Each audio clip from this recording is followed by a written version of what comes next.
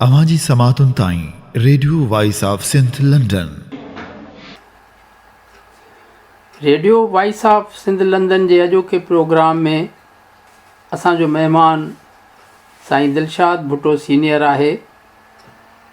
पाण तजिया निगार सिंध तोणे मुल्की या ख़िते जी सूरत हाल ते काफ़ी गहरी नज़र रखनि था।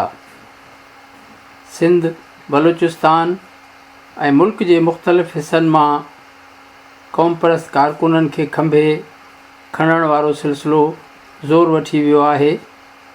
इन जो पड़ाॾो सेनेट में बि ॿुधण में आयो आहे। इंसानी तंज़ीमुनि पारां ऐं मुख़्तलिफ़ मुल्कनि पारां बि इन मसइले ते पंहिंजी तशवीश जो इज़हार कयो वियो आहे। इन खां सवाइ सीपेक वारे मनसूबे करे ख़िते में आलमी क़ुवतूं छा करणु चाहिनि पियूं, इन समूरी सूरत हाल ते क़ौमी दानिश्वर दिलशाद भुट्टो सीनियर छा थो चवे ऐं छा थो सम्झे, अचो त गॾिजी सूरत हाल सम्झण लाइ दिलशाद भुट्टे जी ॻाल्हि ॿोल गॾिजी ॿुधूं। महिरबानी रेडियो वॉइस ऑफ लंडन जी। अक्सर इमदाद भुट्टो साहबु राय वठंदो आहे, महिरबानी हुनजी बि। जेके माण्हू नौजवान खंभजनि था सिंध में, हुन ते अॻु में बि राय ॾिनी हुई। मूं चयो त हिकिड़ो तारीख़ जो तसलसल आहे। हर हुक्मरान जेको हिते ईंदो आहे असां लाइ माण्हू मारींदो आहे। अचे अरगोननि बि जाम मारिया, अरगोननि खां पोइ मुग़ल आया बि, उन्हनि उहो साॻियो तसलसल जारी रखियो। उन्हनि त गंज शहीदा ठाहे छॾियो हेॾां। त मुग़लनि जे दौर में छड़ो झोक में गंज शहीदा न ठहियो, पर मुग़लनि जे दौर में हिकिड़ो गंज शहीदा जेको आहे सो हेॾे बि ठहियो। तव्हांजो ॻाढ़ी जेका सॾिबी आहे, इहा जंग लॻी कलोड़नि सां, मियां नसीर मोहम्मद कलोड़े सां। बेताशा हुन खां पोइ अरगोननि मकलीअ जो क़ब्रस्तान, अरगोननि जी निशानी छॾियल आहे। त जॾहिं बि धारिया ईंदा आहिनि त असांखे वॾा वॾा क़ब्रस्तान जेका तोहफ़े में ॾेई वेंदा आहिनि। असीं मुज़ाहिमत कंदा आहियूं, इनफरादी बि इज्तिमाही बि। इन मां ज़ाहिर थिए थो, उन्हनि क़ब्रस्ताननि मां ज़ाहिर थिए थो त असां ग़ुलामी आसानीअ सां क़बूल न कंदा। हिते बि हिकिड़ो सिलसिलो शुरू थियो आहे। इहो सिलसिलो शुरू थियो जसमम जे नौजवाननि खे खंभण खां।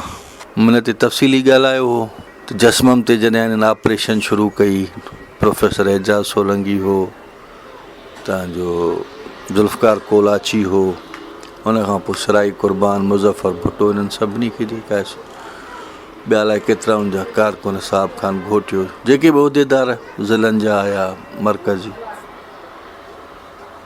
हाणे त कारकुननि खे बि खणनि था, उन्हनि खे बि मारनि था। त इहो सॼो जेको हिकिड़ो सिलसिलो नज़र अचे पियो, उहो अचे पियो इन जे करे त उन्हनि खे उन्हनि मां मिलिटेंसी जो ख़ौफ़ हो। ही नौजवान आहिनि, इहे हथियार बंदि जिदोजहद जा नारा हणनि था, करे बि सघनि था। बल नौजवाननि जी पंहिंजी हिकिड़ी मूड थींदी आहे। जलसनि में नारा बि हणंदा हुआ त आज़ादीअ जो हिकिड़ो ढंग गोरीला जंग, गोरीला जंग। गोरीला जंग में दुश्मन खे साम्हूं ललकारे न विढ़बो आहे। दरिया खां त दूबदू जंग विढ़ियो, उहा हिकिड़ी ॿी ॻाल्हि ई न। जेको ॻाढ़ी वारो क़ब्रस्तान ठहियो, या बि मुग़लनि सां दूबदू जंग ही कलोड़नि जी। त हिकिड़ी दूबदू जंग हुई उन्हनि जी कलोड़नि सां, मियां नसीर मोहम्मद जी। उन में त ललकारे फ़ौजूं सां विढ़ंदियूं आहिनि। पर गोरीला जंग में ख़ासि तौर ते इहो थींदो आहे त मियां नसीर मोहम्मद वारी जंग या दरिया खान वारी जंग, इहो हिकिड़ो दूबदू मुक़ाबिलो। उन में दुश्मन जी फ़ौज खे ललकारे विढ़बो आहे इज्तिमाही जंग में। ऐं गोरीला जंग में इहो उसूल आहे त दुश्मन खे ललकारबो न आहे, लिकी हमिलो कबो आहे अचानक। हिन ललकार में इहो आहे त दुश्मन अलर्ट थो थी वञे। अॼुकल्ह त वीडियो जो दौर आहे, फ़ोटू बि निकिरी था वञनि, ईअं ई प्रोग्राम जो वीडियो भरिजी थो वञे। ॿियो वरी अलाह जेका आहे सो हिननि खे ख़ुशि रखियो, हिन मुल्क जे हुक्मराननि खे। अॼुकल्ह वरी इहो रवाजु कढियो अथऊं त जिते बि जलसो थींदो आहे उते कंहिं न कंहिं टीवी चैनल वारे खे मोकिले छॾींदा आहिनि, पोइ सॼी रिकॉर्डिंग करे उते पहुचाईंदो आहे।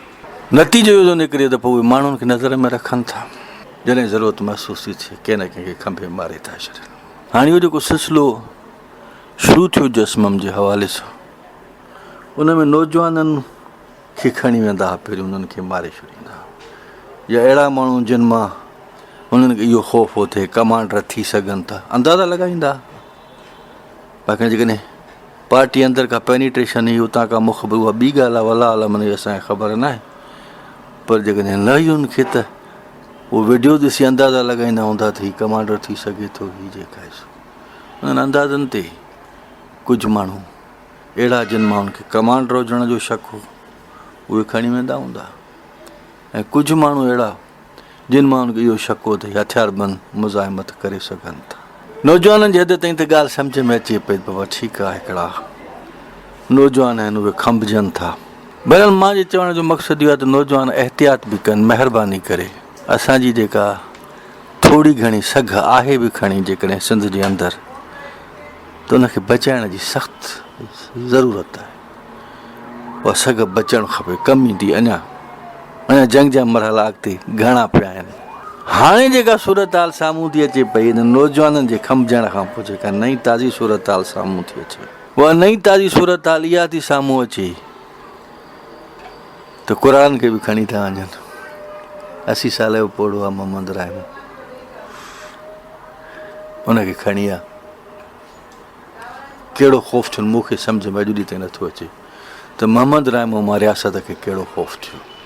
जेका ताज़ी बिल्कुलु सूरत हाल साम्हूं आई आहे, बलोचनि खे त बलोच प्रैक्टिकल फिज़िकल सां अमलनि जंग में आहिनि। बलोच उन्हनि ते हमला बि कंदा आहिनि, उन्हनि जी छावणियुनि ते बि कंदा आहिनि। बलूचिस्तान जी बिल्कुलु हिकिड़ी मुख़्तलिफ़ डिफरेंट सूरत हाल आहे। हू अमलनि गोरिला जंग विढ़नि था उते पंजाब आर्मीअ सां, बग़ैर उनजे नक में दम करे छॾियो अथऊं। अमली जंग में त ईअं थींदो आहे, जंहिंखे मौक़ो मिलंदो आहे उहो धकु हणी छॾींदो आहे। पर हिते असीं का अहिड़ी सूरत हाल कोन्हे जो असीं इन पोज़ीशन में हुजूं जो उन्हनि जे गाॾियुनि ते या उन्हनि जे ठिकाणनि ते या उन्हनि जे छावणियुनि ते या उन्हनि जे चौकियुनि ते को हमिलो थियो ई नाहे। पर बेताश असांजा नौजवान मारिया अथऊं, बेताश। असां जेकॾहिं ॻणप ते बीहूं त 50-60 खां त तादाद हिन महिल वधी वेंदो। उनखां पोइ हाणे उस्ताद मोहम्मद खे खणनि था, पोड़नि माण्हुनि खे तफ़्तीश लाइ खणी वञिबो आहे। हफ़्तो 10 ॾींहं हीअ पंजाब 2 महीना 54 ॾींहं थिया, 60 ॾींहं खे 2 महीना पूरा थींदा। ख़बर ई न आहे, लापता लॻो पियो आहे, इहा बि ख़बर न आहे त मारे पूरे छॾियऊं, अलाए जीअरो, अलाए का ख़बर ई कोन थी पई, ॼाण ई नथी पवे। सिंध हुकूमत में जेके हुकुमरान उहे बेहसिन वीचारा, उहे त सुवाल कंदे बि डिॼंदा हूंदा त असांखे न खणी वञनि। अहिड़ी जे लावारस यतीम हिकिड़ा माण्हू थींदा आहिनि, क़ौम थींदी आहे, ईअं असां सां लावारसनि वारो सलूक आहे। पहिरियां बलूचिस्तान, उनखां पोइ सिंध जे अंदरि माण्हुनि खे खंभे मारण जो सिलसिलो शुरू थियो। हाणे उहो सिलसिलो पंजाब ते पहुतो आहे, सलमान हैदर खॼी वियो ऐं 4 जेके ॿिया हुन जा साथी आहे, इहो जो पूरो ग्रुप हो जेको हिकिड़ी वेबसाइट हलाईंदो, उहे खणी सलमान हैदर खे त काफ़र काफ़र जे करे शोहरत मिली, जो उन हिकिड़ो मशहूरु नज़म लिखियो, तू बि काफ़र मैं बि काफ़र। उहो एतिरो मशहूरु थियो ऐं एतिरो शेयर थियो जो पंजाब त पंजाब, पर सिंध जे बि काफ़ी नौजवाननि उनखे शेयर करे पंहिंजे वाल ते रखियो। त ज़ाहिर आहे जेकॾहिं उहो सिंध में शेयर थियो आहे त बलूचिस्तान में बि शेयर थियो हूंदो, गिलगित में बि थियो हूंदो, इंडिया में बि थियो हूंदो। उर्दू ॿोली आहे न, वॾो मार थी करे न, इंडिया ताईं मार, पूरे बरे सगीर में मार थी करे, अलाए किथे किथे बांग्लादेश में बि करे थी, नेपाल ताईं करे थी। इहे शयूं रियासत लाइ पोइ मथे सूर बणिजी वेंदियूं आहिनि। वस करे पंहिंजनि माण्हुनि खे न खणंदा आहिनि। पर जॾहिं अहिड़ियूं शयूं उर्दू ॿोलीअ में या अंग्रेज़ी ॿोलीअ में जंहिंमें आलमी बदनामी थियण जो ख़ौफ़ आहे, अहिड़ा माण्हू त शौक़िया ॿियनि जूं शयूं बि चोरी करे अंग्रेज़ी में तर्जुमो करे हलाए छॾींदा आहिनि। पर पोइ उनजा जेके नतीजा ईंदा आहिनि न, उनखे ख़बर न हूंदी आहे त इहा शइ पूरी अंग्रेज़ी ऐं उर्दू ॿोलीअ जो मार इहो आहे जो पूरी दुनिया ताईं पहुचनि थियूं। त हिन जी त पंहिंजी शइ, पंहिंजी महिनत हुई। हुनजी वेबसाइट तमामु घणी ख़तरनाक, छो त फ़ौज ते तनक़ीद हुई हुन वेबसाइट में। ॿियो ही नज़र पाकिस्तान ते तू बि काफ़र मैं बि काफ़र सिधी तरह तनक़ीद ई उर्दू मीडिया ते जेके प्रोग्राम्स थिया उन में इहे बि हिन ते इल्ज़ाम लॻा त दरियो अथीस्टो कुझु अहिड़ियूं ॻाल्हियूं बि हिन जी वेबसाइट ते हुयूं जेके ब्लास्फेमी में अचनि पियूं। हिन ते घणा इल्ज़ाम आहिनि ॿिया बि गुस्ताखे रसूल हुजण जा बि इल्ज़ाम अथसि त हिनखे इंतिहाई मजबूरीअ जी हालत में खयूं था। जेकॾहिं न खणनि हा त शायदि मज़हबी जुनून रखंदड़ माण्हू बस थी पवनि हा या कुझु अहिड़ी खाना जंगियारी सूरत हाल पंजाब जे अंदरि उनखे महसूसु थिए पई। मूं हाणे जेको ताज़ो स्टेटस रखियो आहे उन में मूं इहो ज़िक्र कयो आहे त जंहिं अंदाज़ में सलमान हैदर खे खयूं अथऊं बिल्कुलु ई उन साॻे अंदाज़ में जेको आहे सो फयाज़ खमीसाणी वकील आहे उनखे खणी आहे। सोचण जी ॻाल्हि इहा आहे त फयाज़ खमीसाणी खैरपुर मां जेको खंबियो अथऊं छटी चौक तां माण्हुनि जे साम्हूं उते CCTV कैमरा लॻल आहिनि जिन बि खंबियो हुनजा सभु फ़ोटू आयल आहिनि रिकॉर्डिंग थियल आहे। हिनखे बनी ॻाल्हि आहे मां कयो थो इस्लामाबाद जे चपे चपे ते CCTV कैमरास लॻल आहिनि। CCTV कैमरास जे बावजूदि जेको कुझु हुन में रिकॉर्ड थियो आहे जेका कुझु कार्रवाई थी आहे कहिड़नि माण्हुनि खंबियो आहे उहे गाॾियुनि में आया आहिनि गाॾियुनि जा नंबर हुन में कैमरास में आया आहिनि। उनजे बावजूदि खैरपुर जी पुलिस हुजे या इस्लामाबाद जी पुलिस हुजे उहा पई थी लालमी जो इज़हार करे असांखे ख़बर न आहे कहिड़ा माण्हू आहे जेके खणी। तव्हांजो जेको सलमान हैदर आहे उन लाइ बि इस्लामाबाद जी पुलिस हिन महिल ताईं कुझु कोन बासियो आहे। फयाज़ खमीसाणी लाइ त खैरपुर जी पुलिस बासे ई नथी त असां माण्हू ख़बर ई न आहे त अलाए केरु खणी।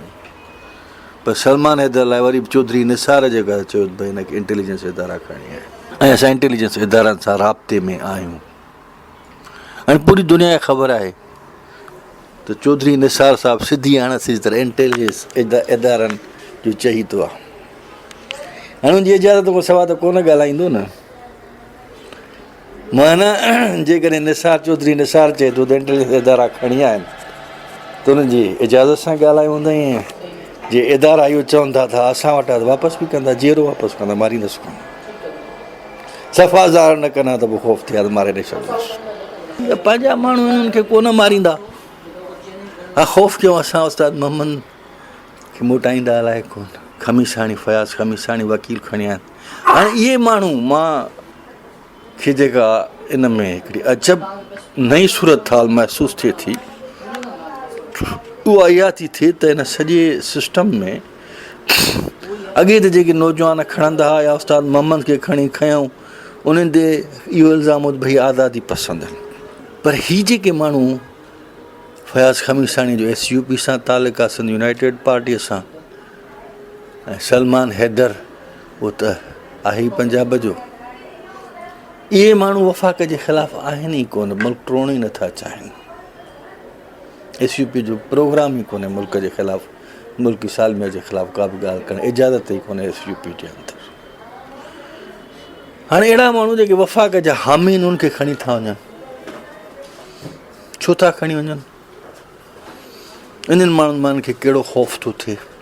इहा सूरत हाल इन जे करे पैदा थी आहे ख़ासि तौर ते जेका मूंखे महसूसु थिए थी पई इहा इन जे करे पैदा थी आहे त जॾहिं खां इक़्तिसादी राहदारीअ जो सिलसिलो शुरू थियो आहे हिते ऐं आलमी क़ुवतुनि जा मुफ़ाद हिक ॿिए सां टकराव में आया आहिनि। इंडिया ऐं पाकिस्तान जे बॉर्डर्स ते कशीदगी पैदा थी आहे। ॿई मुल्क हिक ॿिए जे अंदरि पंहिंजा जासूस मोकिलिनि था। इन सॼी सूरत हाल में एजेंसियुनि खे हाणे हर माण्हूअ ते शक थींदो। उहो माण्हू वफ़ाक़ परस्त हुजे उहो माण्हू आज़ादी पसंदि हुजे या जेको आहे सो रियासत जे बुनियादी ढांचे जे मुखालिफ़ हुजे या न हुजे पर जेको बि फ़र्ज़ु जेको बि शख़्स उन्हनि जे राय उन्हनि जी मर्ज़ीअ जे ख़िलाफ़ु हलंदो उन माण्हुनि खे ख़ौफ़ थियणो आहे लाज़मी शक थींदा उनजे मथां त हीअ माण्हू जेको पंहिंजी मर्ज़ी थो हलाए हीअ माण्हू जेका पंहिंजी राय थो ॾिए अहिड़े वक़्त में जॾहिं मुल्क हिसास तरीन या नाज़ुक तरीन दौर मां गुज़रे थो उन वक़्तु अहिड़े क़िस्म जे ॻाल्हियुनि जी जेकॾहिं का बि रियासत इजाज़त ॾींदी त उहा पोइ पंहिंजो इंतिज़ामी कंट्रोल या एडमिनिस्ट्रेशन बहाल न रखी सघंदी आहे। उन्हनि खे पंहिंजा माण्हू बि खणणा था पवनि, छो जो हिन जा स्टेटस, हिननि जा जेके फेसबुक ते कार्टून्स, हिननि जा ब्लॉग्स, उन्हनि खे दुनिया में बदनाम था कनि, इंडिया ताईं बदनाम था कनि। हीअ का बि ॻाल्हि कोन्हे। सलमान हैदरमान खे को बि ख़ौफ़ कोन्हे। असां मां त ख़ौफ़ अचे, असीं त आहियूं रियासत दुश्मन। उस्ताद राइम रियासत दुश्मन आहे। खमीसाणी बि खणी चइजे त बाबा हुनखे साईं जलाल शाह जो GM सैद सां तालुक़ु आहे, ख़ानदान। SUP में बि क़ौम परस्तनि जो तइदादु ख़ासो आहे, उन करे उन ते बि नज़र रखी सघनि था। पर ख़ासि तौर ते सलमान हैदर खे खणण जो सबबु इहो हो त हिन कंडीशन में जॾहिं घटि में घटि पंजाबियुनि खे गॾु बीहणु खपे, पंहिंजे स्टेट सां, पंहिंजे इदारनि सां, पंहिंजे उन वक़्तु तव्हां जेका आहे सो असांखे बदनाम था कयो दुनिया में। अहिड़ा समूरा माण्हू जेके हिननि खे थोरो बि ख़तरो लॻंदो हुजनि मां, या इहो महसूसु कंदा त हीअ माण्हू सिस्टम खे बदनाम करे सघनि था, उन्हनि खे या त उन ते करड़ी नज़र रखंदा या उनखे खंभिण में देरि कोन कंदा। छो जो हाणे हीअ बिल्कुलु अहिड़ी पोज़ीशन में आहिनि जिते या हम नहीं या तुम नहीं वारी सूरत आहे। मुल्क हुन अहिड़ी जाइ ते अची बीठो आहे, जेकॾहिं हीअ पंहिंजे सिस्टम खे कंट्रोल नथा कनि त रियासत हिन जे हथनि मां हली वेंदी। रियासत खे संभालण जी हाणे आलमी क़ुवतूं इन्वॉल्व थियूं आहिनि CPEC खां पोइ ख़ासि तौर ते। ऐं हिन जंग शुरू नाहे थी। तव्हां रोज़वेल्ट एक्ट जे बारे में बि ॼाणंदा हूंदव। अंग्रेज़नि हालत जंग में इहो एक्ट ॾिनो। उन वक़्तु बि माण्हुनि खे ॻाल्हाइण जी इजाज़त न हुई, गॾु थियण जी बि इजाज़त न हुई, मज़हबी इज्तिमा करण जी बि इजाज़त न हुई। जनरल डायर बग़ैर वार्निंग जे जेका जलियांवाला बाग़ में गोलियूं हलायूं, रोज़वेल्ट एक्ट जे। त हालत जंग में अहिड़ा कानून ठहंदा आहिनि जिन में ग़ुलाम क़ौमूं अंग्रेज़ जॾहिं जलियांवाला त उते त इंडियंस हुया न, उन्हनि जे लाइ त उहे जेका आहे सो हिकिड़ा बेमाना माण्हू हुआ। उहे त कीन उन्हनि जी हुकुमरान आहे, ॿाहिरां जो छा वञे इंडियंस। उनजी जान जी क़ीमत क़दुरु उनजी नज़र में टको बि कोन्हे। उन करे अंधनि वांगुरु गोलियूं हलरायूं। मोर देन 1000 फायर्स रिकॉर्ड थिया आहिनि। अहिड़ी जॾहिं बि सूरत हाल ख़ासि तौर ते आलमी क़ुवत, उहा बि फस्ट वर्ल्ड वारी आलमी जंगी पहिरीं, त असां लाइ पंजाबियुनि लाइ शायदि बि का रिआयत थी वञे, पाण में ठही वेंदा पोइ बि अॻे पोइ। उहो त सेकुलर आहिनि, थोरो मार्क्स हुनजे मथे में घिरियल आहे उहो कढी छॾींदा। घणनि खां निकिरी वियो आहे, पर जिन जे मथे में अञा डार्विन ऐं मार्क्स वेठो आहे उहो कढंदा। त पंजाबी हुजे, सिंधी, ऐं असां त बेवक़त माण्हू आहियूं। ईअं आहियूं जे जनरल डायर जे नज़र में इंडियंस हुया, हिन जे नज़र में असां ईअं आहियूं। असां ते ईअं बिना सबब बि गोलियूं हलाए सघनि था। जीअं तव्हांजे हिन ते धरणो जेको हयूं नौजवान, हुन ते गोलियूं खणी हलायूं, खणी रिआयत था हलायूं, पर अंधाधुंध हलाइण अलाए घणा मरी वञनि। त हीअ जीअं हालत जंग में वेंदा, ईअं सख़्तु कानून साज़ी कंदा। मां हाणे हू पाण मूंखां वधीक तारीख़ जा माहिर आहिनि, मां उनखे छा सम्झायां। उनखे पाण खे ख़बर आहे त जनरल डायर जे हिन क़तल आम खां पोइ अंग्रेज़ हिंदुस्तान में न रही सघियो।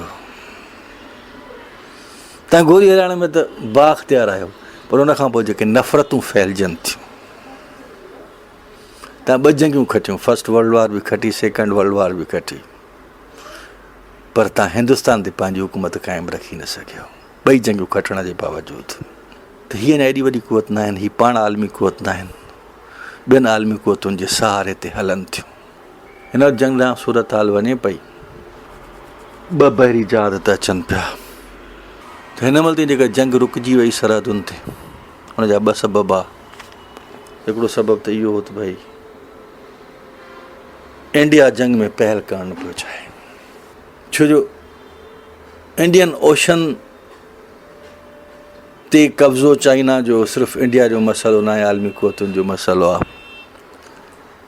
वरी भाऊजन वेठा हा डेमोक्रेट्स, उन्हनि मां इंडिया खे उमेद घटि पई नज़र अचे, उन करे हू सरहदुनि ते अची वरी रुकिजी पियो वञे। त इंडियन ओशन में इंडिया जी कॾहिं मूड कोन हुई, कतन मूड कोन हुई। त शुरू जॾहिं फुल फ्लेज वार शुरू थींदी त समुंड में बि लॻंदी, ज़मीनी बि लॻंदी, फ़ज़ाई बि लॻंदी, तयारी हुन पंहिंजी करे छॾी आहे। पर जेसीं ताईं अमरीका या चीन आम्हूं साम्हूं नथा थियनि इंडियन ओशन में, इंडिया सरहदुनि ते जंग शुरू कोन कंदी, मुंहिंजो अंदाज़ो आहे हिकिड़ो। बाक़ी कश्मीर में जेको कुझु थिए पियो हुनखे रोकण लाइ हुन कश्मीर जे सरहदुनि ते जेका आहे वॾी बाहोड़ कई, काफ़ी दफ़ा लाइन ऑफ कंट्रोल जी वायोलेशन बि कयईं, हिननि जे इलाइक़नि में हिन जे फ़ौजुनि ते फायरिंग बि कराई, उते थोरी शिदत ॾेखारी, पर ॿियनि सरहदुनि ते ठापो रहिया। फुल हिकिड़ी ईंदी आहे फुल वार न, जंहिंमें सभिनी सरहद कश्मीर जे बॉर्डर ते, त जीअं कश्मीर जे अंदरि जेका आहे पोइ मदद अचे थी या नथी अचे, कुझु बि आहे, पर इहे सरहदूं सील कयूं, असां लॉक कयूं, हिन जो अचणु वञणु, हिक ॿिए सां राब्ता मन कता कयूं। उहो मां काफ़ी सूरत हाल खे कंट्रोल करे विया आहिनि कश्मीर जे अंदरि। बाक़ी वारो न शुरू थींदी जॾहिं आलमी क़ुवतूं आम्हूं साम्हूं थियनि इंडियन ओशन। अॻ में मूंखे नज़र नथी अचे सूरत, इंडिया शोर्स खणे अकेली। त जेसीं ताईं डेमोक्रेट्स वेठा तेसीं ताईं त ख़ैर हो, चाइना खे बि जंग जी जल्दी कोन हुई। पर ही जॾहिं खां रिपब्लिकन्स आया आहिनि, चाइना खे ख़तरो पैदा थियो। हिन महिल मूंखे ख़बर न आहे, पर मुंहिंजो अंदाज़ो आहे, उहो अंदाज़ो मां सम्झां थो 80% दुरुस्त हूंदो, त जेसीं ताईं इहो कतई फ़ैसिलो नथो थिए त ट्रंप कहिड़ी पॉलिसी थो अख़्तियार करे, चाइना वधीक सीपेक ते इन्वेस्ट न कंदी, कमु बंदि हूंदो, मुंहिंजो अंदाज़ो आहे। छो चाइना एतिरो बेवकूफ़ न आहे जो हरू भरू पैसा ज़ियान करे। हाणे हू अचे 20 जनवरी ते ईंदो, उनखां पोइ कहिड़ियूं पॉलिसियूं थो ॾे, पर हिननि पंहिंजी तयारी खे 2 बहरी जहाज़ माना नेवल फोर्स डेवलप करे थो हिते, 2 ॿिया अञा अंडर कंस्ट्रक्शन ईंदा, माना 4 त पका ईंदा। जंग लॻण खां पोइ केतिरा ईंदा चई नथो सघिजे। त चाइना जा नेवल ॿेड़ा आया आहिनि, 2 पोइ अचनि था, पहुचनि था, 2 पोयों अचनि था, 4।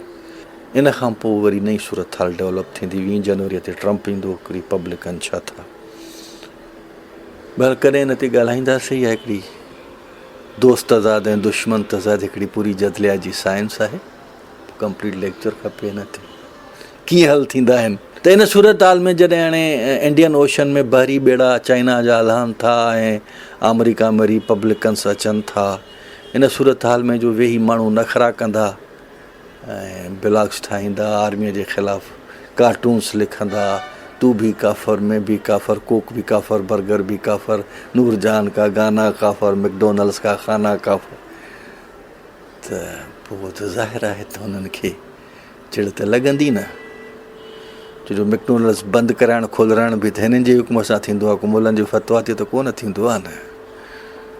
कोक दुकाननि ते अचे या न अचे, हिननि जी परमिशन खां सवाइ त कुझु बि कोन थींदो आहे न। छड़ो मौली साहिबनि जी फतवा न हलंदी आहे।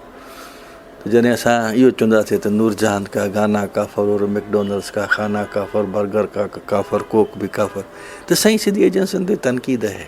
बसि हिन सूरत हाल में हिकिड़ी शइ जेका साम्हूं आई आहे उहा इहा आहे त असांजी सिविल सोसाइटी जा मादीअ खां वठी पंजाब सां तालुकात रहिया आहिनि। सुठी ॻाल्हि आहे, असांखे हुन ते को बि एतिराज़ु कोन्हे, दोस्तियूं यारियूं हुजणु खपनि।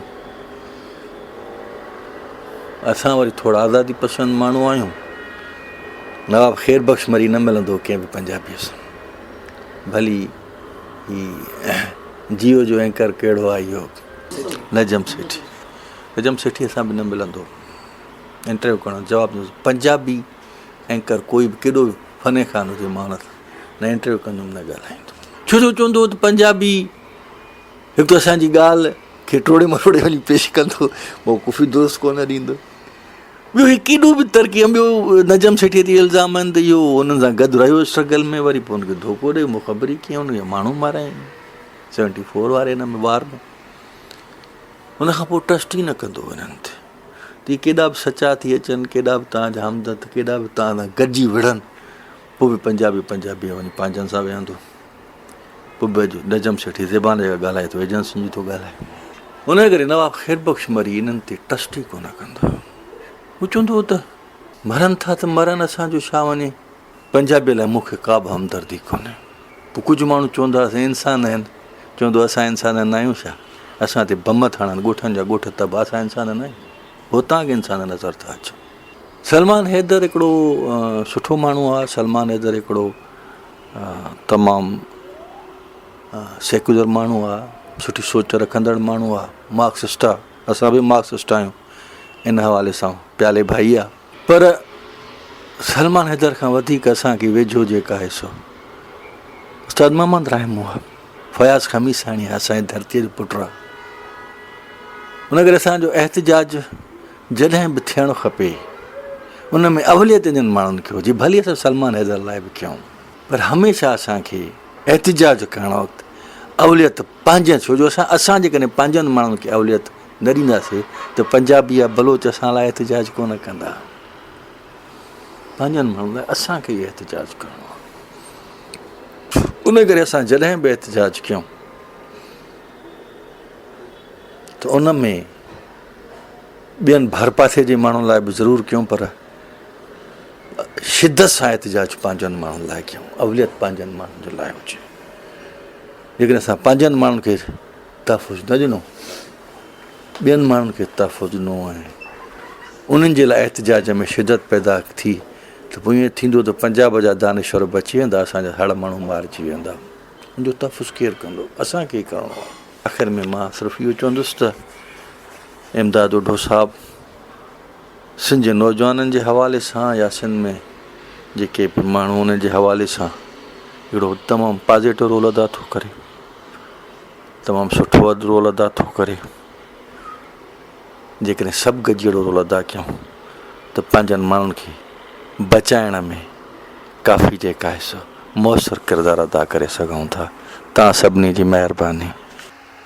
सामाईन, साईं दिलशाद भुट्टो सीनियर जी मौजूदा सूरत हाल बाबति ॻाल्हि ॿोल अवां ॿुधी। उमेद त सिंध तोणे ख़िते जी सूरत हाल सम्झण में अव्हां खे अॻु भराई थी हूंदी। हीउ प्रोग्राम अव्हां जी ख़िदमत में radio voice of Sindh London पारां पेश कयो वियो। अवां जी समातुनि ताईं radio voice of Sindh London